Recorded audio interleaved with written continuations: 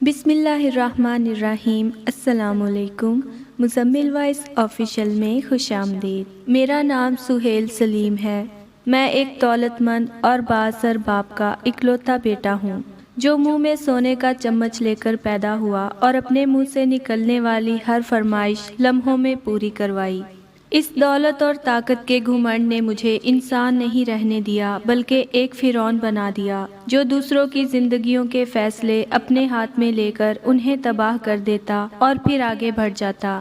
اسی دولت اور طاقت کے نشے میں نے ایک پاک باز اور نیک لڑکی سے محبت کا ڈھونگ رچا کر شادی کی اور پھر اسے شادی کی پہلی رات طلاق دے دی۔ آئیں میری کہانی میری زبانی سنتے ہیں۔ ایک دولت مند اور طاقتور باپ کا بیٹا ہونے کی وجہ سے میں بچپن سے ہی ایک گھمنڈی اور سنگ دل انسان تھا۔ دولت کی ریل پیل نے مجھے دوسرے لوگوں کو اپنے سے کمتر سمجھنے کی عادت ڈال دی تھی۔ جب میں جوان ہوا تو میں نے اپنے ارد گرد دولت کی چکا چوند دیکھی۔ گھر کے ملازم 24 گھنٹے میرے سامنے ہاتھ باندھے کھڑے رہتے۔ کسی کے اندر جرأت نہ تھی کہ مجھ سے آنکھ ملا کر بات کر سکتا۔ اکلوتا وارث ہونے کی وجہ سے میرے باپ کی مجھ میں جان تھی۔ میرے منہ سے نکلنے سے پہلے وہ میری فرمائش پوری کر دیتا۔ مگر میری ماں ایک نیک عورت تھی۔ وہ مجھے اکثر سمجھاتی کہ اپنے آپ کو انسان سمجھو اور دولت پر بے جا غرور مت کرو، مگر میں ماں کی باتیں ایک کان سے سن کر دوسرے سے نکال دیتا۔ دولت اور طاقت کا نشہ ہی ایسا ہوتا ہے جو اچھے اچھوں کے ہوش اڑا دیتا ہے۔ میں بھی ان دنوں طاقت کے نشے میں ہوش کھو چکا تھا۔ ایک دن بازار میں اپنی گرل فرینڈ کے ساتھ کچھ شاپنگ کرنے نکلا۔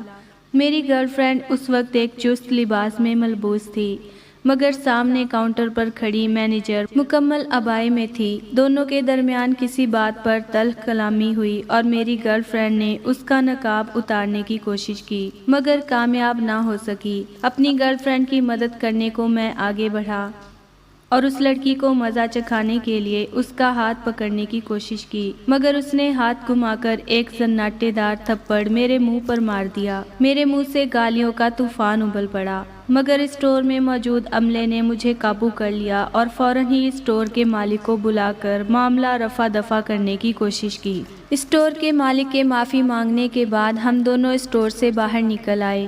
میرا غصہ کسی طور ٹھنڈا نہیں ہو رہا تھا اور مجھے رہ رہ کر وہ تھپڑ یاد آ رہا تھا۔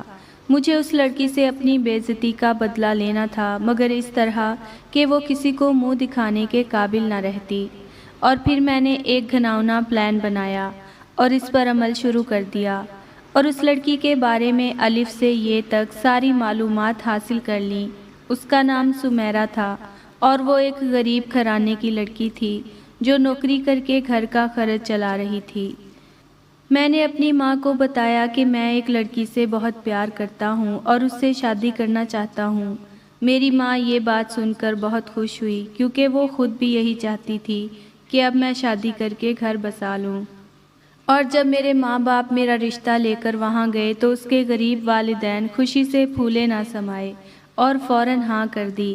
جب میری ماں نے مجھے یہ خوشخبری سنائی تو میں نے دل ہی دل میں اپنے پلان کی کامیابی پر خود کو مبارکباد دی۔ اب بہت جلد اس 2 ٹکے کی لڑکی سے بدلہ لینے کا وقت آنے والا تھا۔ میں جلد از جلد یہ شادی کرنا چاہتا تھا اور پھر شادی کا دن آن پہنچا۔ میری ماں بہت خوش تھی کہ اب میرا بیٹا رنگ رنگ کی لڑکیوں کے ساتھ گھومنے پھرنے کے بجائے اپنی بیوی کے ساتھ ایک حلال رشتے میں بندھنے والا تھا۔ میری ماں بہت بھولی تھی جو میرے کسی ارادے کو نہ جان پائی۔ اور پھر جب میں اپنے کمرے میں پہنچا تو سمیرہ سیج پر دلہن بنی میرا انتظار کر رہی تھی۔ میرے اندر طیش کی ایک لہر اٹھی اور میں نے آگے بڑھ کر اسے سیج سے گھسیٹ کر زمین پر پھینک دیا۔ وہ اس حملے کے لیے بالکل تیار نہیں تھی۔ زمین پر گرتے ہی اس کا سر قریبی دیوار سے ٹکرایا اور اس سے خون نکلنے لگا۔ وہ بے یقینی سے مجھے دیکھنے لگی، مگر مجھ پر شیطان پوری طرح قابو پا چکا تھا۔ میں اسے گھسیٹتے ہوئے کمرے سے باہر لایا اور اسے مارنا شروع کر دیا۔ گھر میں کچھ مہمان ابھی بھی تھے۔ شور کی آواز سن کر سارے باہر نکل آئے۔ میں نے سب کے سامنے اپنی بیوی سمیرہ پر بدکاری کا الزام لگایا اور اسی وقت اسے طلاق دے دی۔ وہ میرے پاؤں پکڑ کر گڑ گڑاتی رہی، مگر میں نے اس کی ایک نہ سنی اور اسے اسی وقت رات کے اندھیرے میں گھر سے نکال دیا۔ میری ماں یہ صدمہ برداشت نہ کر سکی اور اسے دل کا دورہ پڑ گیا۔ لمحوں میں شادی والا گھر ماتم میں تبدیل ہو گیا۔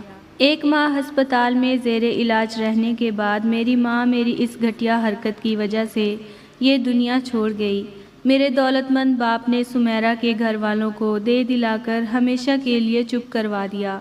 وہ بیچارے کہیں منہ دکھانے کے قابل نہیں رہے تھے، اس لیے جلد ہی شہر چھوڑ گئے۔ تھوڑا وقت گزرا تو مجھے احساس ہوا کہ میرے اس گھناؤنے منصوبے نے میری نیک دل ماں کی جان لے لی۔ یہ بات مجھے ہر وقت بے چین رکھتی، اور اسی بے چینی اور پچھتاوے سے بچنے کے لیے میں نے منشیات کا سہارا لینا شروع کر دیا۔ سارا دن نشے میں دھت پڑا رہتا اور رات کو ماں کو یاد کر کے روتا رہتا۔ میری زندگی کا سارا سکون غارت ہو چکا تھا۔